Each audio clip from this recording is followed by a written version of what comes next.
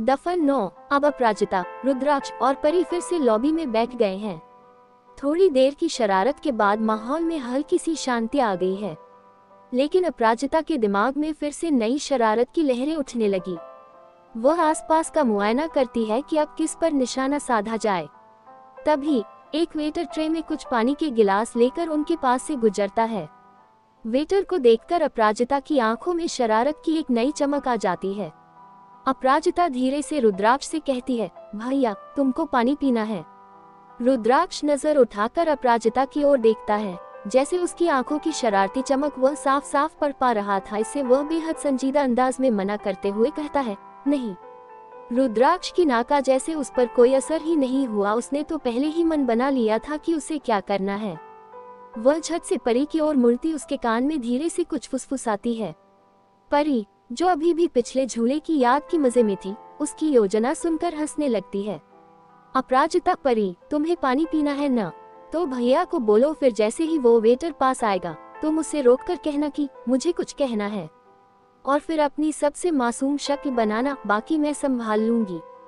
परी हमेशा की तरह मासूमियत से तैयार हो जाती है। परी बिल्कुल यही करती है। परी को पानी चाहिए, इससे रुद्राक्ष वेटर को बुला लेता है। कुछ ही पलों में वेटर उनके पास आता है और गिलास ट्रे में रखने के लिए रुकता है। परी मासूमियत से मीठे स्वर में कहती है, अंकल एक मिनट, मुझे कुछ कहना है। वेटर परी की ओर झुकता है और हल्की सी मुस्कान के साथ पूछता है, हाँ बेटा क्या चाहिए? इससे पहले कि परी आगे कुछ कहती, अपराजिता एकदम संजीदा चेहरा बनाते हुए कहने लगी, अंकल ये जो गार्डन में झूला है वो हिलते हिलते उड़ना शुरू हो गया था, आपको भी चेक कर लेना चाहिए, कहीं ये उड़कर गुम न हो जाए। वेटर इस बात को पहले तो हल्के में लेता है, लेकिन फिर परी की मासूम शक्ल और अपराजिता की गहरी नजरों को देखकर थोड़ा संजीदा हो जाता है। वेटर थोड़ा घबरा कर, क्या सच में झूला हिलने लगा था? दोनों गंभीर चेहरा बनाए उसकी ओर देख रही थी। वही रुद्राक्ष उन्हें घूरने लगा। तभी अनिकेत और पलक वहां आते हैं। क्या चल रहा है यहाँ? पलक की निगाह पहले अपराजिता के हाव भाव खंगालने लगी थी। उन्हें आता देख वेटर अब वहां निकलने लगता है, पर उसके चेहरे से साफ साफ झलक रहा था कि झूले वाली बात उस पर अपना असर छोड़ गई थी। वेटर ट्रे उठाकर वहां से चला जाता है, लेकिन एक नजर झूले की तरफ डालना नहीं भूलता। ये देख अपराजिता और परी चुपके से मुस्कुरा लेती है। अनिकेत जाने की तैयारी में है। उसके चेहरे पर हल्की सी चिंता है, लेकिन आंखों में प्यार झलक रहा है। वह एक एक करके अपने बच्चों को देखता है और सबसे पहले अपराजिता की ओर बढ़ता है। अनिकेत मुस्कुराते हुए अपराजिता को प्यार से पकड़ते हुए कहता है, बेटा जब मैं तुम सबके साथ नहीं रहूंगा तो तुम शरारत नहीं करोगी, ठीक है? मम्मी को परेशान नहीं करोगी, वादा? अपराजिता हल्का सा हंसते हुए, जी पापा, बिल्कुल वादा। यही वक्त था जब रुद्राक्ष ने देखा कि अपराजिता ने अपनी फिंगर क्रॉस किया हुआ था। अनिकेत हल्के से मुस्कुरा देता है, फिर अपनी छोटी परी की ओर बढ़ता है। वह उसे गोद में उठाकर उसे प्यार से गले लगाता है, इससे परी उसे कसकर पकड़ लेती है। अनिकेत परी से कहता है, मेरी प्यारी परी, मैं तुम्हारे लिए कुछ खास लेकर आऊंगा, कुछ प्यारी सी चीज जो सिर्फ तुम्हारे लिए होगी। परी खुश होकर मुस्कुराती अपने नन्हे हाथों से अनिकेत को और कसकर पकड़ लेती है। इसके बाद अनिकेत उसे नीचे उतारता है और रुद्राक्ष की ओर देखता है। रुद्राक्ष खामोश खड़ा था, उसके चेहरे पर हल्की सी संजीदगी मौजूद थी। दोनों बाप बेटे एक दूसरे के सामने हाथ बांधे खड़े थे।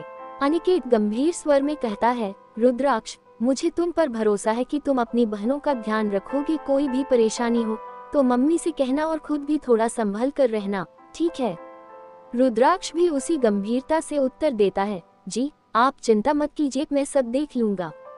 अनिकेत हल्की सी मुस्कान के साथ सिर हिलाता है और एक आखिरी बार अपने बच्चों की ओर देखता है। उनकी आंखों में हल्का सा इंतजार और विश्वास उसे तिरता हुआ नजर आता है।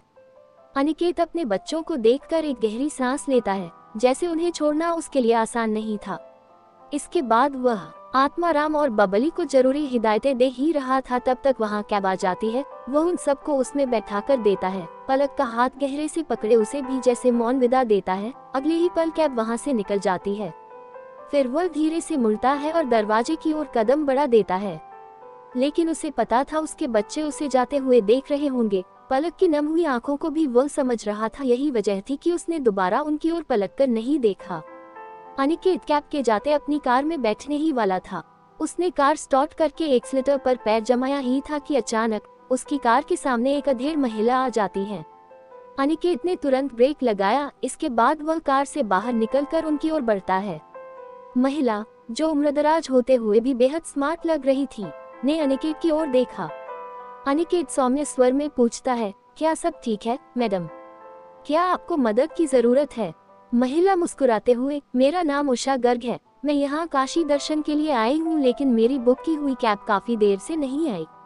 अनिकेत ने उनकी परेशानी सुनकर सोचा और बिना समय गवाए कहा, कोई बात नहीं उषा जी, अगर आप चाहें तो मैं आपको मंदिर परिसर तक छोड़ सकता हूँ। उषा जी ने मुस्कुराते हुए हामी भरते हुए कहा, शुक्रिया। अनिकेत ने उन्हें अपनी कार में बिठाया और गाड़ी स्टार्ट की।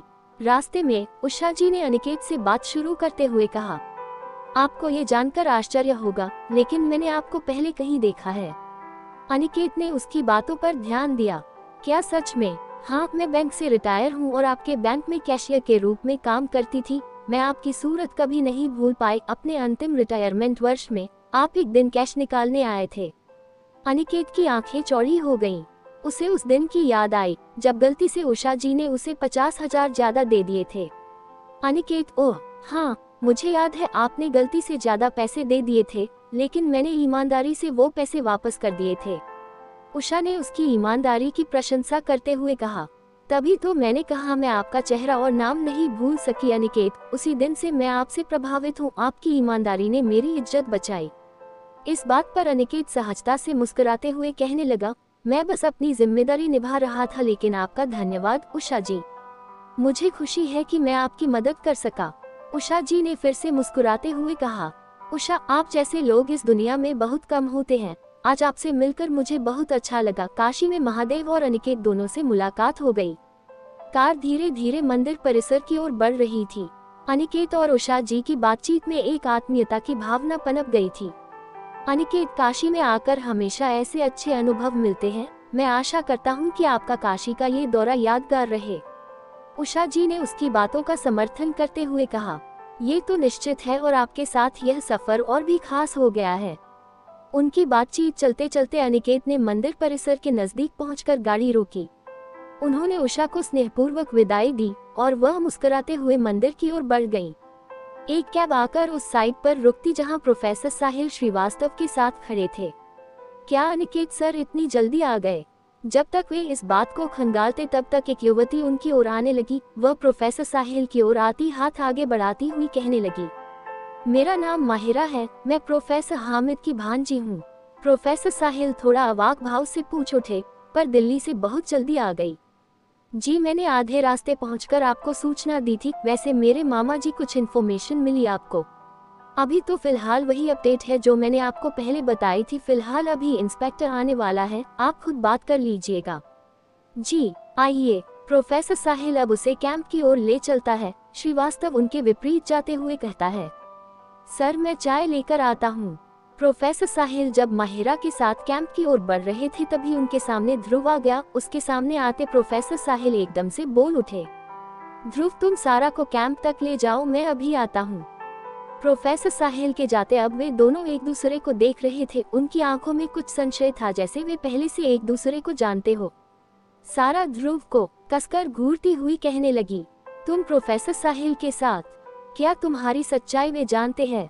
प्लीज माहिरा, वो सब कुछ भूल जाओ। अगर ऐसा कुछ तुमने कहा तो मेरी इमेज खराब हो जाएगी, प्लीज माहिरा। ध्रुव घबराया सा उसके सामने विनती कर रहा था, जबकि माहिरा अब भी उसे कसकर घूर रही थी। कहानी आगे जारी रहेगी। कहानी पसंद आने पर लाइक करें, सब्सक्राइब करें और मित्रों से साझा करना बिल्कुल न भूलें। धन्यवाद।